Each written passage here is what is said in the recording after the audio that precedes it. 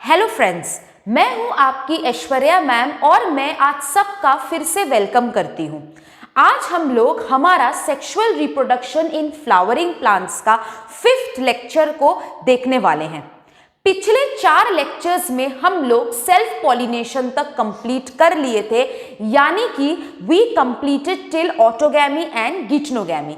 आज के सेशन में हम लोग क्रॉस पॉलिनेशन से स्टार्ट करने वाले हैं, लेकिन उससे पहले हम लोग एक छोटा सा रिकैप देख लेते हैं कि पिछले क्लास में हमने क्या किया था।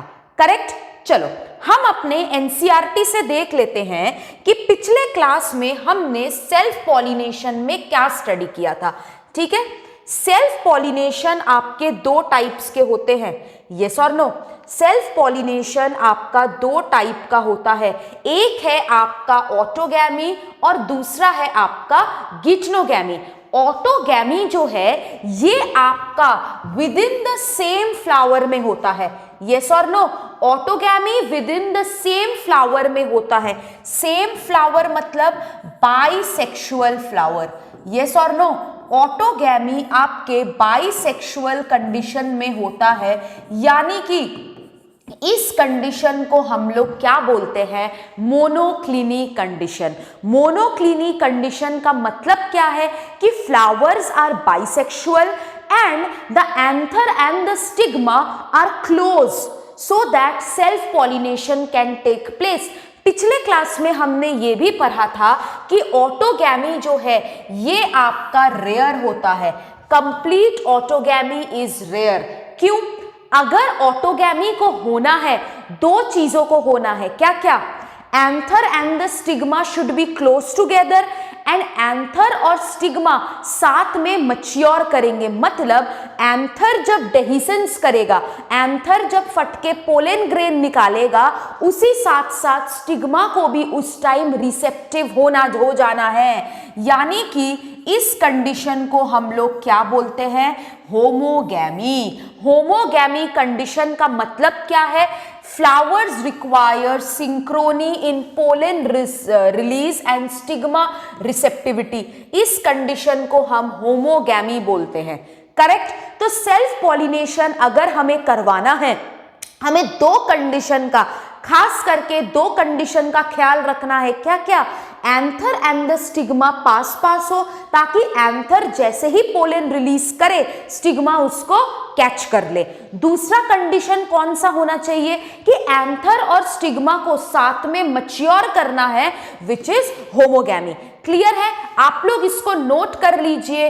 होमोगैमी का मतलब होता है anther and the stigma should mature at the same time. जो यहाँ पे एनसीईआरटी में लिखा है, synchrony in pollen release and stigma receptivity. दूसरा क्या है? आपका मोनोक्लिनी बाइसेक्सुअल कंडीशन होना चाहिए। मतलब anther and stigma should be close together, है ना? पास होना चाहिए। पास होंगे तभी ही फर्टिलाइजेशन होगा। किस कंडीशन की बात कर रहे हैं हम लोग? हम लोग बात कर रहे हैं ऑटोगैमस कंडीशन की। क्लियर है यहां तक? ठीक है। इसके बाद हमने पढ़ा था कि 2 टाइप के फ्लावर होते हैं, चैस्मोगैमस फ्लावर्स और क्लिस्टोगैमस फ्लावर्स। करेक्ट? ये फ्लावर्स हम लोग कहाँ पे देख पाते हैं? कोमेलिना में देखते हैं, ऑक्सैलिस में देखते हैं, वायोला में देखते हैं, बॉल्सम में देखते हैं। यहाँ पे क्या होता है चैस्मोगैमस फ्लावर्स में? चैस्मोगैमस हमेशा ओपन फ्लावर होता है ना? चलो हम लोग नेक्स्ट पेज में एनसीईआरटी का देखते हैं। यहाँ पे जो है कि आपका जो वायोला है, ऑक्सैलिस है और कमेलिना है, उनके पास 2 टाइप के फ्लावर होते हैं। कौन कौन सा? चैस्मोगैमस फ्लावर्स, है ना, with exposed anthers and stigma. Chasmogamous flowers का मतलब क्या है? They are open flowers. मतलब एंथर एंड द स्टिग्मा यहाँ पे पास होते हैं। मतलब ओपन फ्लावर में कौन सा कंडीशन हम देख पा रहे हैं? आपका मोनोक्लिनी बाइसेक्सुअल कंडीशन की, जहां पे दोनों ऑर्गन्स प्रेजेंट है और दोनों ऑर्गन्स के साथ साथ मोनोक्लिनी हो रहा है। मतलब anther and stigma are close together. ठीक है, कल मैंने आपको लिखा दिया था ना, एंथर एंड द स्टिग्मा पास होते हैं। क्लीस्टोगैमस फ्लावर्स क्या होता है? फ्लावर्स इन बड स्टेज, मतलब फ्लावर अभी तक खुला नहीं है लेकिन दोनों के बीच में अभी भी सेल्फ पॉलिनेशन हो रहा है। अब कोई फ्लावर अगर इस तरीके से बंद रहेगा तो उसका एंथर एंड द स्टिग्मा क्या होगा? पास पास ही रहेगा, तो आराम से आपका पॉलिनेशन होगा। क्लियर है? ठीक है, चलो अब नेक्स्ट हम लोग देखते हैं गीटनोगैमी। हम लोग स्टडी किए थे, यस और नो? हम लोग क्या स्टडी किए थे? हम लोग स्टडी किए थे गीटनोगैमी, राइट? चलो गीटनोगैमी, ये गीटनोगैमी, गीटनोगैमी, हाँ। गीटनोगैमी क्या था?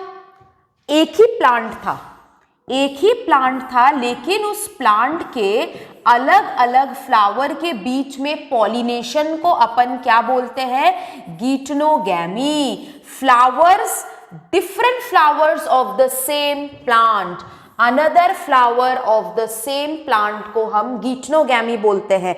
यहां पे फ्लावर सेम प्लांट में है, जेनेटिकली सेम है, so we can not call this cross pollination. ठीक है, यहां तक आप लोगों को समझ में आया था? अब हम लोग नेक्स्ट चीज में जाते हैं। नेक्स्ट चीज हमारा क्या है? आज का टॉपिक क्रॉस पॉलिनेशन। आज का टॉपिक हमारा क्या है? आज का टॉपिक हमारा है क्रॉस पॉलिनेशन। क्या है? Cross pollination. ठीक है, चलो आज का टॉपिक हम लोग स्टार्ट करते हैं, क्रॉस पॉलिनेशन। क्रॉस पॉलिनेशन को हम लोग क्या बोलते हैं? क्रॉस पॉलिनेशन को हम लोग बोलते हैं एलोगैमी। क्या बोलते हैं? एलोगैमी या फिर जीनोगैमी, है ना? एलोगैमी या फिर जीनोगैमी। ठीक है, एक्चुअली ये जो एलोगैमी है इट इज गीटनोगैमी प्लस जीनोगैमी, है ना? गीटनोगैमी भी अलग अलग फ्लावर में हो रहा है ना, तो एलोगैमी जो है इसको अपन क्या बोलते हैं? Xenogamy is cross pollination. What is allogamy? Xenogamy and geitonogamy. ठीक है ना, जो जो अलग अलग फ्लावर में हो रहे हैं, गीटनोगैमी और जीनोगैमी को मिला के हम एलोगैमी बोलते हैं, और क्रॉस पॉलिनेशन को अपन क्या बोलते हैं? आपका जीनोगैमी। अब दो प्लांट है आपका, ठीक है? हमारे पास दो प्लांट है, ठीक है? ये प्लांट नंबर ए है और ये तुम्हारा प्लांट नंबर बी है, ठीक है? This is your plant number B, ठीक है? ये प्लांट नंबर बी है। चलो, अब दो प्लांट्स के बीच में, टू डिफरेंट प्लांट्स के बीच में जब पॉलिनेशन होता है, ठीक है? टू डिफरेंट प्लांट्स के बीच में जब पॉलिनेशन होता है उसको हम लोग क्या बोलेंगे? Cross pollination. What is cross pollination? Pollination between, है ना? पॉलिनेशन बिटवीन डिफरेंट फ्लावर्स, ठीक है? Pollination between different flowers of different plants of the same species। Cross pollination क्या होता है? क्रॉस पॉलिनेशन जो है इट हैपन्स बिटवीन डिफरेंट। कैसे डिफरेंट होगा वो? It will be genetically different flowers of the same species, ठीक है? क्रॉस पॉलिनेशन क्या होता है? दो अलग अलग फ्लावर, दो अलग अलग जेनेटिकली डिफरेंट फ्लावर्स के बीच में पॉलिनेशन होता है, लेकिन प्लांट स्पीशीज आपका सेम रहेगा, है ना? ये दो अलग अलग प्लांट है, ए और बी, ये दोनों अलग अलग प्लांट है, ये जेनेटिकली डिफरेंट होंगे, है ना? इसके जो फ्लावर्स हैं ये जेनेटिकली डिफरेंट होंगे। तो व्हाट इज क्रॉस पॉलिनेशन और xenogamy? It is the pollination between genetically different flowers of the same plant species। Plant species आपका सेम रहना चाहिए और फ्लावर्स अलग अलग होता है तो भी चलेगा। So this is cross pollination, ठीक है? तो क्रॉस पॉलिनेशन के लिए हमें एजेंट्स की जरूरत होती है ना? क्रॉस पॉलिनेशन के लिए हमें एजेंट्स की जरूरत होती है। दो टाइप के एजेंट्स होते हैं। नंबर वन है ए बायोटिक एजेंट्स। ए बायोटिक एजेंट्स के अंदर हम दो एजेंट्स पढ़ेंगे, एक है विंड और एक है water.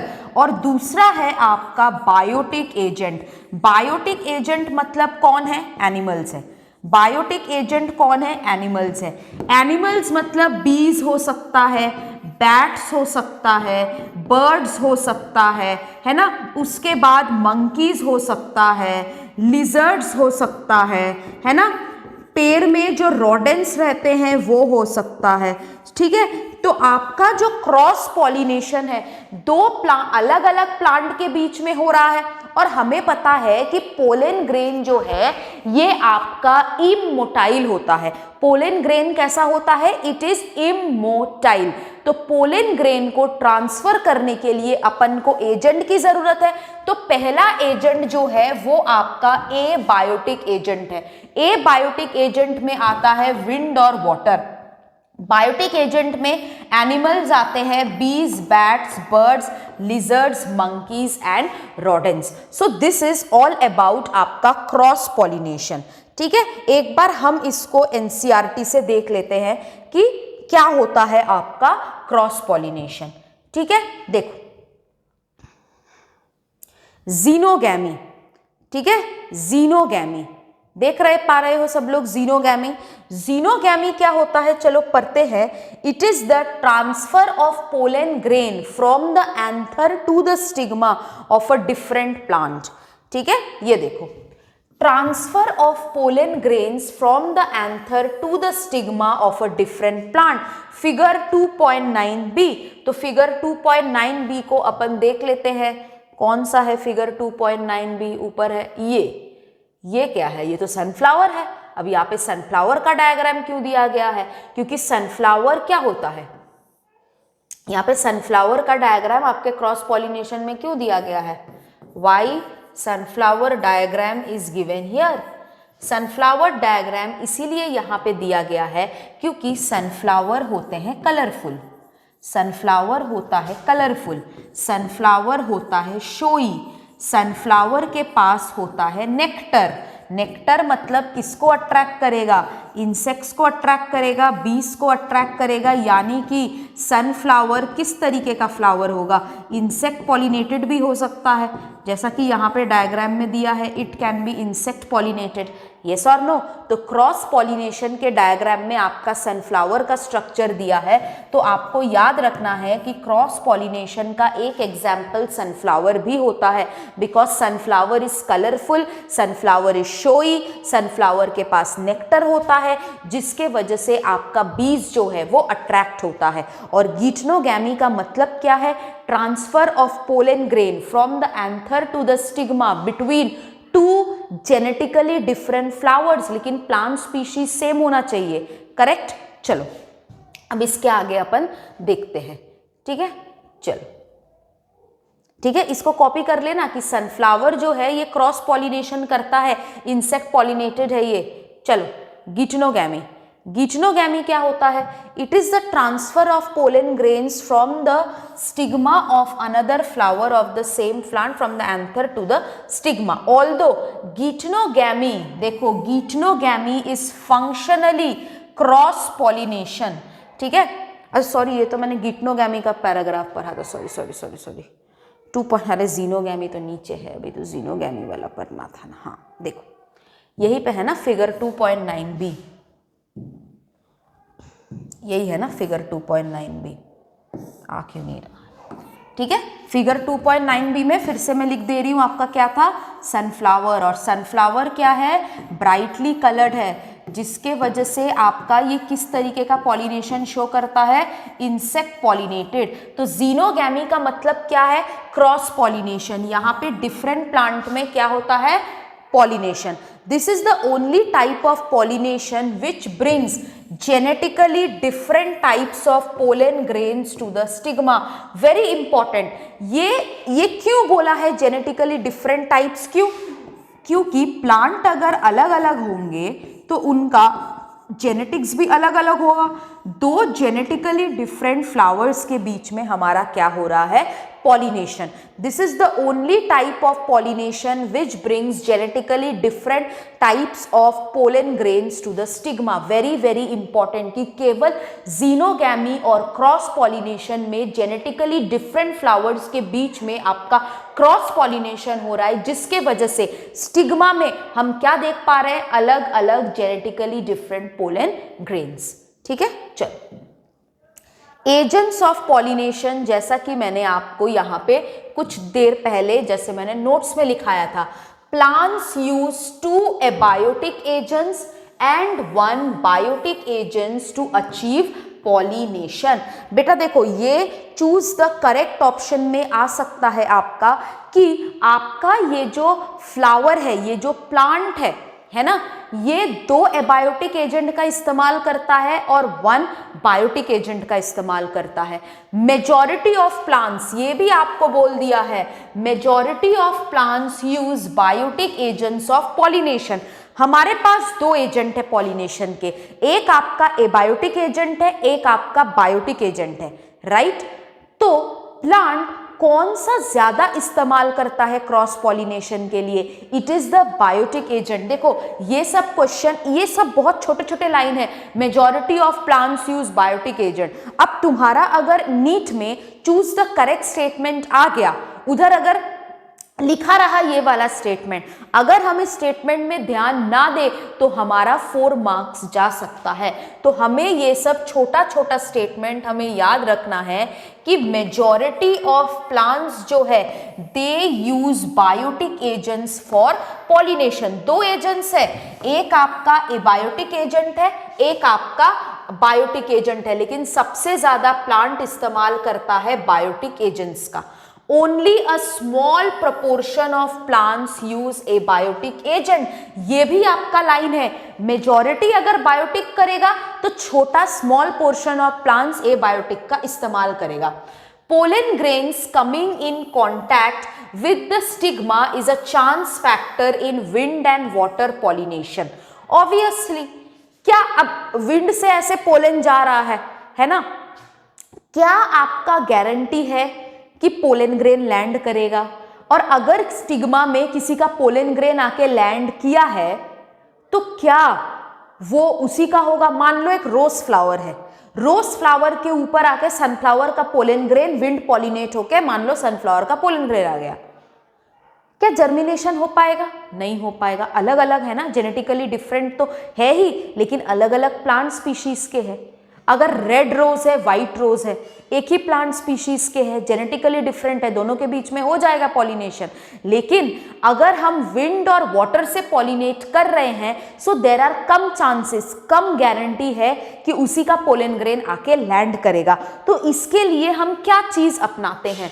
To compensate for these uncertainties and associated loss of pollen grain, flowers produce enormous amount of pollen when compared to the number of ovules available for the pollination. अब मान लो plant अगर 4 pollen produce किया, 4 pollen wind से उड़ के कहीं और चला गया, लॉस हो गया ना प्लांट के लिए, अनसर्टेनिटी है। तो इस अनसर्टेनिटी से लड़ने के लिए, देखो मुश्किल है प्लांट के लिए, लेकिन प्लांट हार नहीं मान रहा है। प्लांट क्या कर रहा है? प्लांट और ज्यादा पोलन ग्रेन का प्रोडक्शन कर रहा है। ओव्यूल अगर 3 भी है, वो 100 पोलन ग्रेन प्रोड्यूस कर रहा है, कोई तो एक पोलन ग्रेन होगा जो उसको फर्टिलाइज करेगा।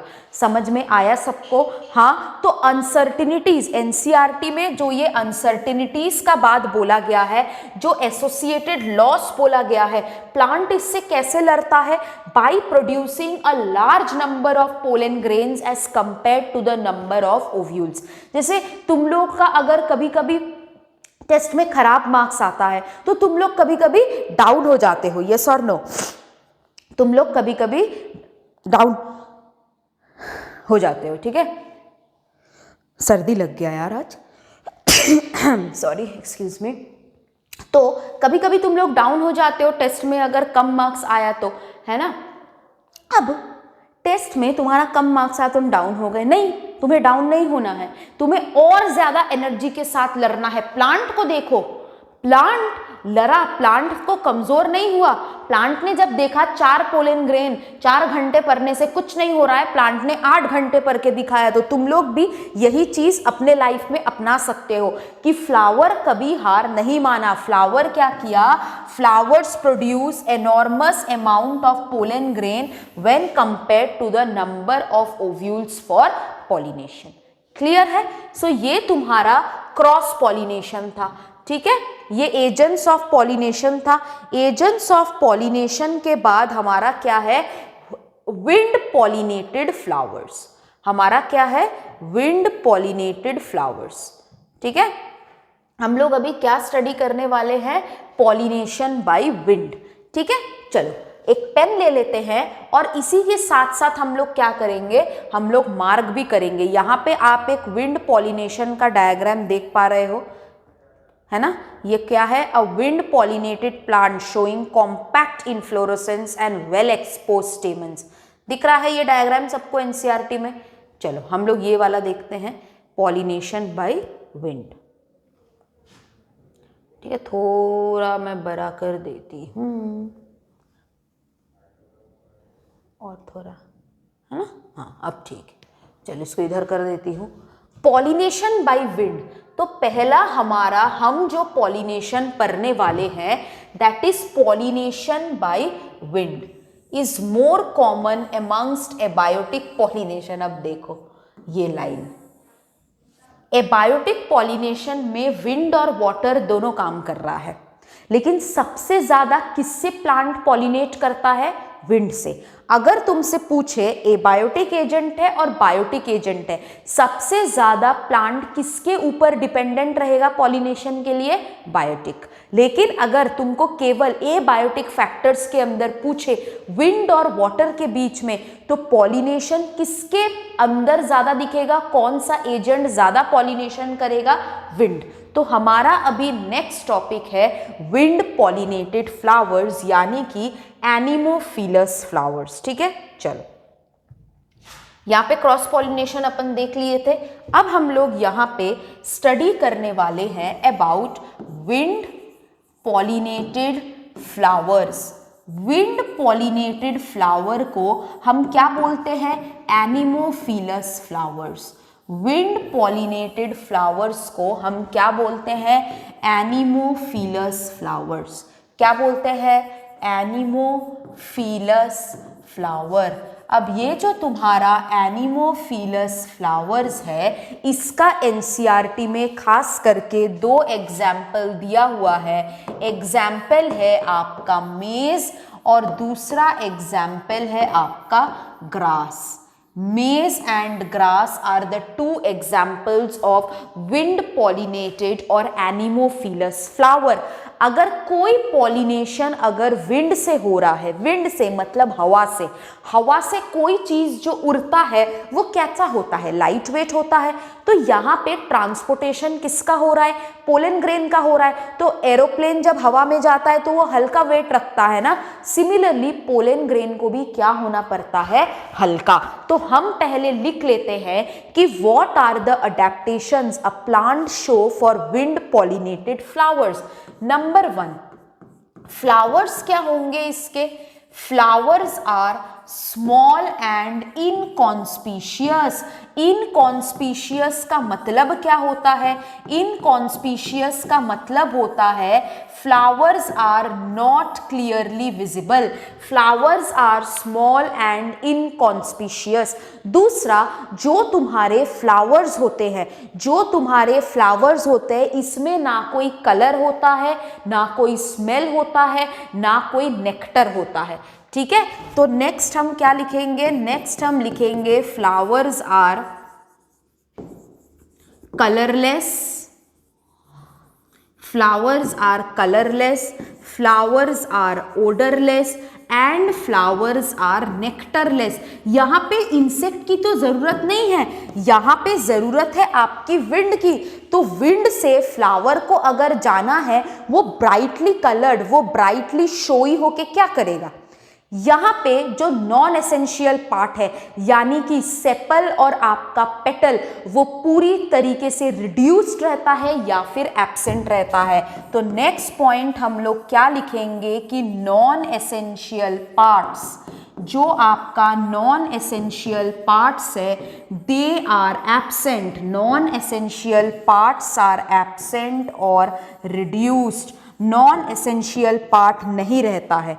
नेक्स्ट पॉइंट यहाँ पे क्या है, नेक्स्ट पॉइंट है कि इसके जो स्टेमन होंगे वो वेल एक्सपोज्ड होंगे, मतलब सब बाहर की तरफ इस तरीके से एक्सपोज्ड होकर रहेगा ताकि जैसे ही पोलन ग्रेन मैच्योर हो धप से वो छोड़ दे। साथ ही साथ में जो इसका स्टिग्मा होगा वो आपका लॉन्ग मतलब लार्ज फेदरी हेरी स्टिग्मा होगा। आपने मेस के बाहर देखा है ना, मेस के बाहर तुम लोग देखे हो ना कुछ फाइबर जैसा स्ट्रक्चर रहता है मक्के के अंदर, है ना, मक्के के बाहर ग्रीन लीव्स के बाहर कुछ फाइबर जैसा स्ट्रक्चर रहता है, वो वही है। ठीक है, तो नेक्स्ट पॉइंट हम लोग यहाँ पे क्या लिखेंगे, एक तो वेल एक्सपोज स्टेमन होना चाहिए, है ना, stamens should be well exposed. दूसरा आपका जो फीमेल पार्ट है ना, दे आर लार्ज फेदरी हेरी स्टिग्मा। ठीक है, स्टिग्मा कैसा होना चाहिए, लार्ज फेदरी और हेरी, ताकि पोलन ग्रेन जैसे ही आए वो धप से कैच कर ले। ये तो हमने सारे ऑर्गन्स के बारे में हमने पढ़ लिया, लेकिन पोलन ग्रेन्स जो है ये कैसा होगा, पोलन ग्रेन कैसा होगा, pollen grain will be small. पहले तो छोटा होगा मतलब ये लाइट वेट होगा। ठीक है, ये होगा ड्राई, ठीक है, ड्राई मतलब सूखा। ये होगा नॉन स्टिकी मतलब देखो जब इंसेक्ट तुम्हारा पॉलिनेशन करने जाता है तो पोलन ग्रेन स्टिकी होता है ताकि इंसेक्ट के ऊपर चिपक जाए, लेकिन ये विंड से पॉलिनेट हो रहा है तो ये कैसा होगा, नॉन स्टिकी। दूसरा होगा ये डस्टी। ठीक है, डस्टी मतलब डस्ट जैसा होगा, है ना, डस्ट जैसा होगा, करेक्ट, डस्ट जैसा होगा। और इसी वजह से मैं और एक चीज बोलती हूँ, एक सेकेंड, एंड विंग्ड होगा। तुम लोग कई बार देखे हो विंड पॉलिनेटेड पोलन ग्रेन, इस तरीके का तुम देखना, इस तरीके का होता है और वो हवा में ऐसे इस तरीके से घूमते रहता है। ठीक है, this is the structure of a pollen grain which is transported by wind, winged होगा। इसके डस्टी होने के कारण से आपका जो विंड पॉलिनेटेड पोलन ग्रेन होता है दे कॉजेज ब्रोंकियल एलर्जी और हे फीवर। आपका जो विंड पॉलिनेटेड फ्लावर होता है, विंड पॉलिनेटेड फ्लावर का पोलन ग्रेन डस्टी होता है, विंड में ऐसे रिलीज हो जाता है, जिसके वजह से आपका क्या होता है, ब्रोंकियल एलर्जी और हे फीवर। और क्या कैरेक्टरिस्टिक्स होता है विंड पॉलिनेटेड फ्लावर्स का, विंड पॉलिनेटेड फ्लावर्स का सेकंड होता है कि स्टैमिनेट फ्लावर्स जो है वो ज्यादा रहता है ना। ऑब्वियसली मैंने आपको क्या बोला, पोलन ग्रेन ज्यादा प्रोड्यूस करेगा तो staminate flowers will be more. ठीक है, staminate flowers will be more. और अगर इफ फ्लावर इज बाइसेक्सुअल, अगर फ्लावर किसी भी तरीके से बाइसेक्सुअल है then number of stamens will be more, number of stamens जो है ये ज्यादा होगा। क्यों, ताकि आपका जो पोलन ग्रेन्स है ये ज्यादा से ज्यादा प्रोड्यूस हो सके। पोलन ग्रेन ज्यादा प्रोड्यूस होने के लिए आपका स्टैमिनेट फ्लावर ज्यादा होगा, and if flower is bisexual then number of stamens will be more. Next point इसका क्या है, आपका जो पिस्टिल होगा, ठीक है, pistil will be uniovuled. Pistil कैसा होगा इसका, यूनी ओव्यूल्ड, एक ही ओव्यूल का बना रहेगा। सो मैं एक बार हट जाती हूँ, आप लोग इसको अच्छे से देख लो, आप लोग इसको अच्छे से कॉपी कर लो कि विंड पॉलिनेटेड फ्लावर्स और एनिमोफिलस फ्लावर्स में क्या होता है, flowers are small and inconspicuous, flowers are colorless, nectarless and odorless, non-essential parts are absent or reduced। Flower जो है ये एक इन्फ्लोरेसेंस में भी पैक होता है, अभी मैं एनसीईआरटी से आपको दिखा दूंगी। वेल एक्सपोज स्टेमन, लार्ज फेदरी हेरी स्टिग्मा होता है। पोलन ग्रेन का कैरेक्टरिस्टिक क्या होता है? Small, light, dry, non sticky, dusty and winged. और इसके वजह से क्या होता है? ब्रोंकियल एलर्जी और हे फीवर। आपके विंड पॉलिनेटेड फ्लावर्स में staminate flowers are more in number, and if flower is bisexual then the number of stamens as well as the number of staminate flowers is more. Pistil कैसा होता है इसका? Uni ovule. चलो एक बार wind pollinated flower को हम लोग NCERT से मिला लेते हैं कि वाकई हमने जो अभी पढ़ा ऐसा होता है कि नहीं। चलो, पॉलिनेशन बाय विंड दिख रहा है सबको? मैं जानबूझ के बड़ा करके दिखा रही हूँ ताकि सबको वीडियो में दिखे, ठीक है? तो सब लोग जब वीडियो पर देखोगे अपना एनसीईआरटी लेके जरूर बैठना, ठीक है? चलो next, wind pollinated flower.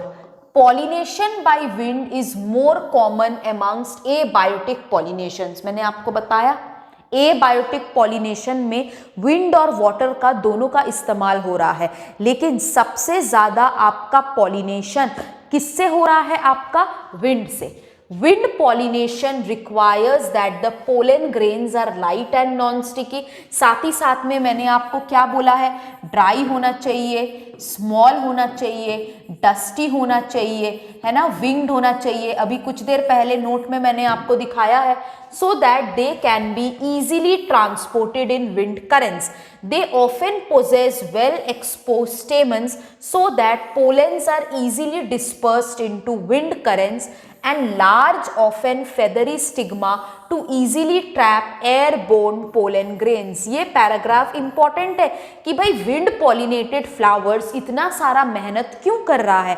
Wind pollinated flowers इतना ज्यादा मेहनत इसीलिए कर रहा है ताकि पोलन ग्रेन किसी तरह हवा से ट्रांसपोर्ट हो जाए, ठीक है?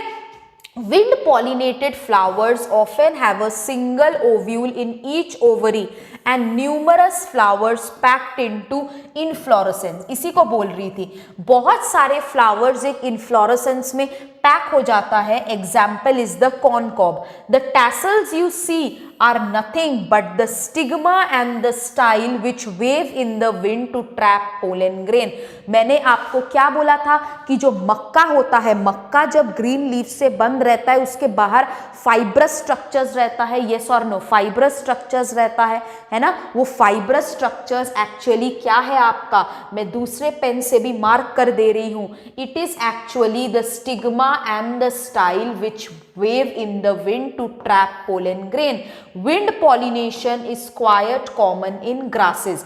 Wind pollination का और एक एग्जाम्पल एनसीईआरटी ने दिया है, दैट इज कॉर्नकॉब। सो दो एग्जाम्पल है आपका, एक है आपका मेज, दूसरा है आपका ग्रासेस, ठीक है? तो ये दो एग्जाम्पल है आपका, ठीक है? चलो अब हम लोग विंड पॉलिनेशन खत्म कर चुके हैं। अब हम लोग देखेंगे water pollination. Wind pollinated flowers के बाद अब हम लोग नेक्स्ट देखेंगे वाटर पॉलिनेटेड फ्लावर्स, ठीक है? Water pollination. वाटर पॉलिनेशन को हम क्या बोलेंगे? वाटर पॉलिनेशन को हम बोलेंगे हाइड्रोफिली, ठीक है? एनिमोफिली क्या है? Wind pollinated flowers. Water pollination क्या है? Hydrophilous flower. अब पॉलिनेशन बाय वाटर जो है ये बहुत ज्यादा रेयर होता है और सारे प्लांट्स इसको नहीं करते हैं। It is limited to about 30 genera. तो हम लोग एक बार एनसीईआरटी का ये लाइन पर लेते हैं कि वाटर पॉलिनेशन कम प्लांट्स में क्यों होता है। इसका एक रीजन है जो आपका इसमें जाता है, क्या बोलते हैं उसको? Plant kingdom. ये देखो, पॉलिनेशन बाय वाटर, ठीक है? हम लोग सारा चीज एनसीईआरटी से कर रहे हैं ताकि ऑनलाइन में भी आपका सारा चीज कवर हो जाए और आपको किसी तरीके का कंफ्यूजन ना हो। क्लियर? चलो इसको हम लोग इधर रखेंगे। ये विंड पॉलिनेटेड फ्लावर है, ठीक है? Which shows well expose stamens. ये जो डायग्राम है, ये फिगर जो 2.10 है आपका, ये एग्जाम में आ सकता है। एग्जाम में आके आपको क्या बोलेगा, मैं आपको दिखा रही हूं कि ये जो इसके स्ट्रक्चर्स है, है ना।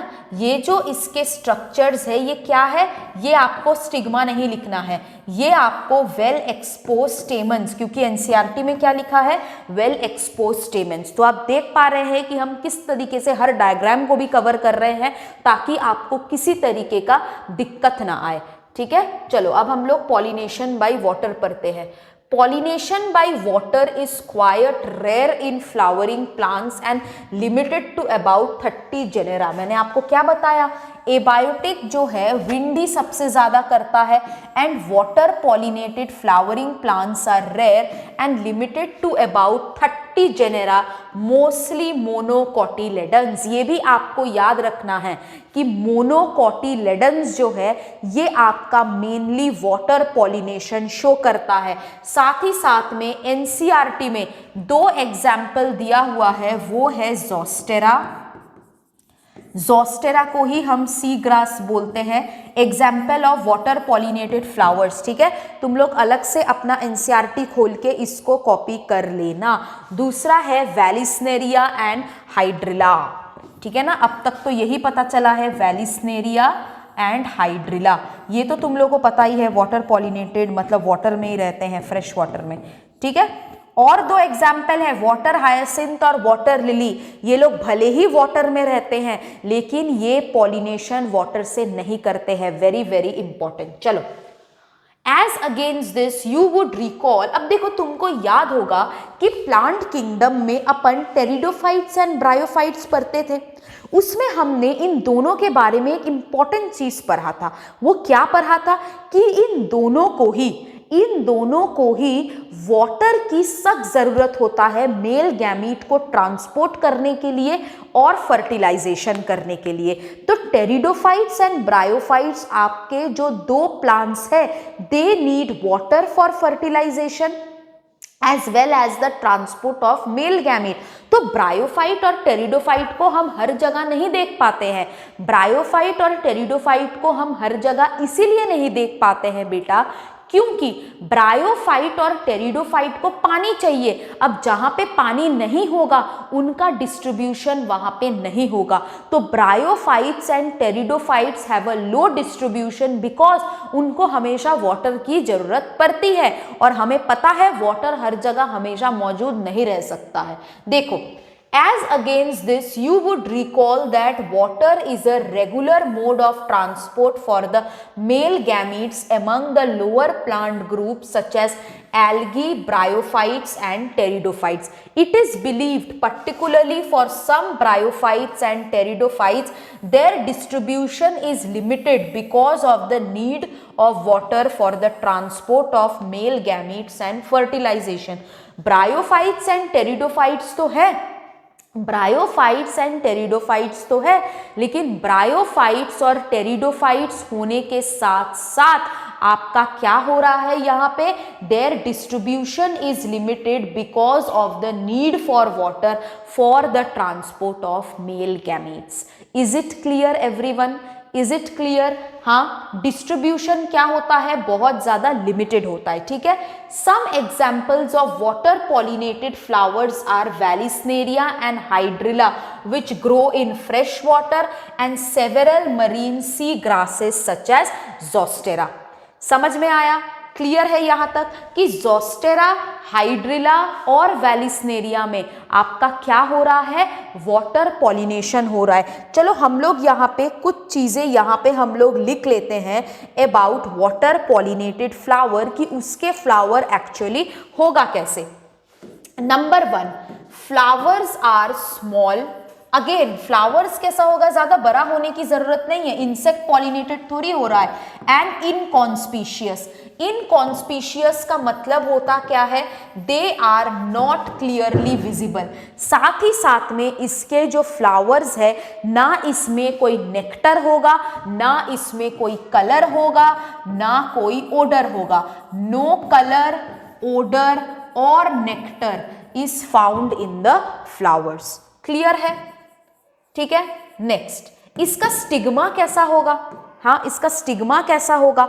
स्टिग्मा विल बी लॉन्ग, लंबा, नॉन स्टिकी और अनवेटेबल। अनवेटेबल मतलब पानी में रहता है तो भीग जाने का चांस है ना। अब तुम मेरे को बताओ कि अनवेटेबल कैसे होगा अगर पानी में होगा तो, है ना। स्टिग्मा कैसा होगा? Stigma is long, stigma is sticky. Sticky क्यों होगा? ताकि जल्दी से पोलन ग्रेन को ट्रैप कर पाए। एंड अनवेटेबल, अनवेटेबल क्यों है? अगर ये लोग पानी में रह रहे हैं तो अनवेटेबल क्यों है? मेरे को बताओ तो क्यों है? अनवेटेबल इसीलिए है because they are covered with mucilage. और हमें पता है कि म्यूसिलेज कैसा लेयर होता है? म्यूसिलेज एक चिपचिपा लेयर होता है, तो they are covered with mucilage, जिसके वजह से ये अनवेटेबल होते हैं। दूसरा, इनका पोलन ग्रेन कैसा होगा? Pollen grain are long, pollen grains are long, naked.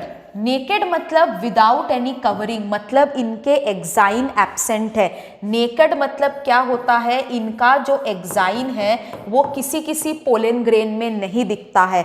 They are long, naked, thread, ribbon like, thread like और रिबन लाइक, कुछ भी शेप का हो सकता है, और नीडल लाइक, नीडल लाइक, ठीक है, और नीडल लाइक, या फिर कभी कभी आपका नॉर्मल स्फेरिकल शेप का भी होता है, ठीक है।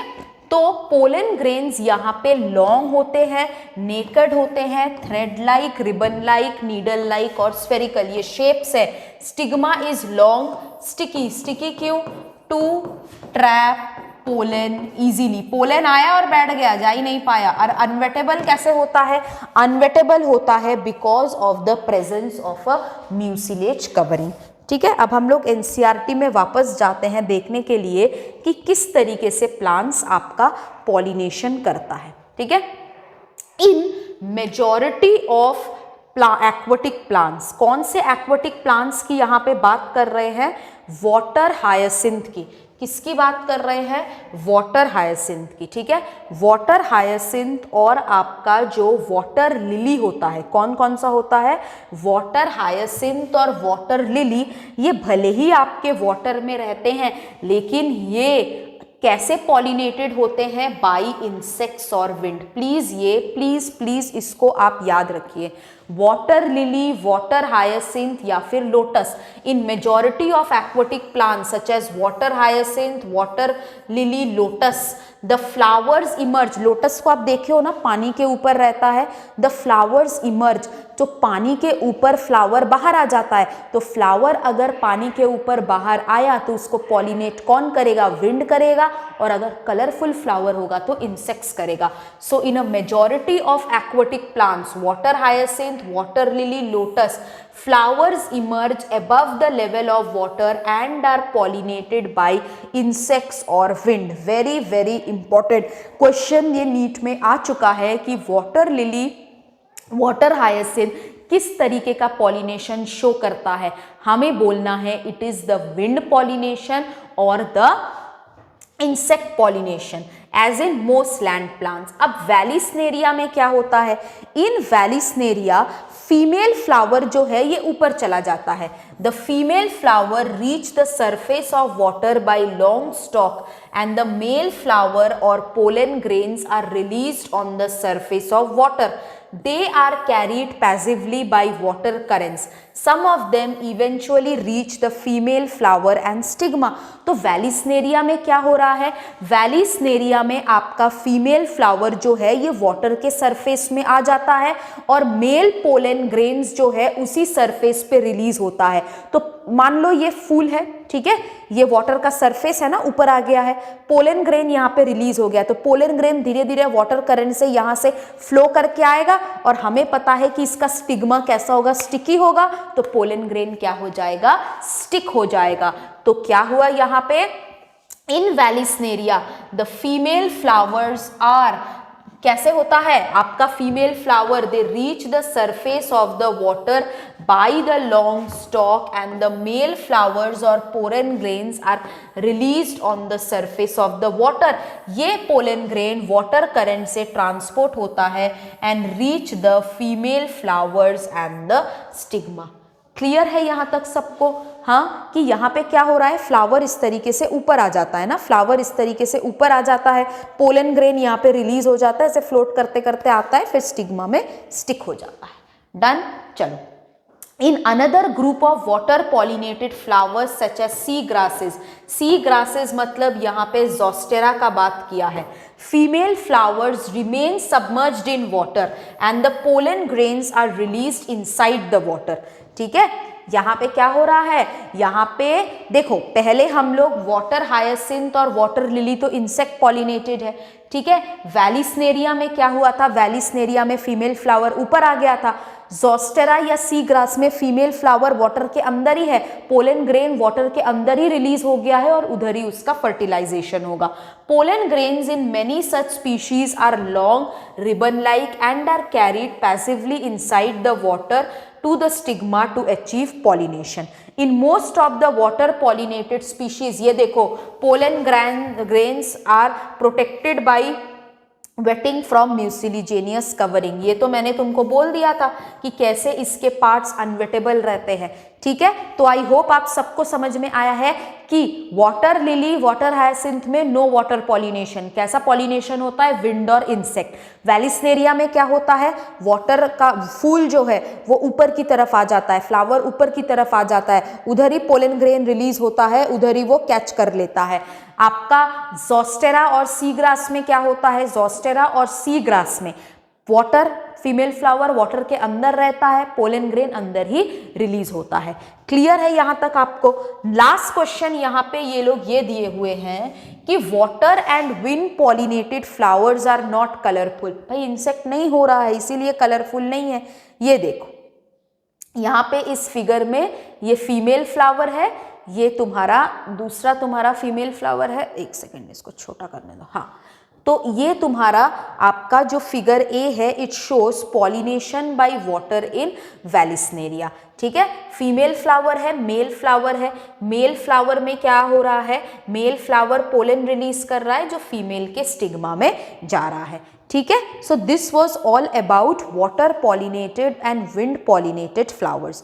नेक्स्ट लेक्चर में हम लोग इंसेक्ट पॉलिनेटेड फ्लावर को कंप्लीट कर लेंगे, क्रॉस पॉलिनेशन के आउटब्रीडिंग डिवाइसेस को कंटिन्यू करेंगे and also we will study about pollen pistil interaction. So हम लोग नेक्स्ट क्लास में मीट करेंगे एंड बी श्योर कि आप लोग अप टू डेट रहे। ओके, चलो, थैंक यू, बाय बाय।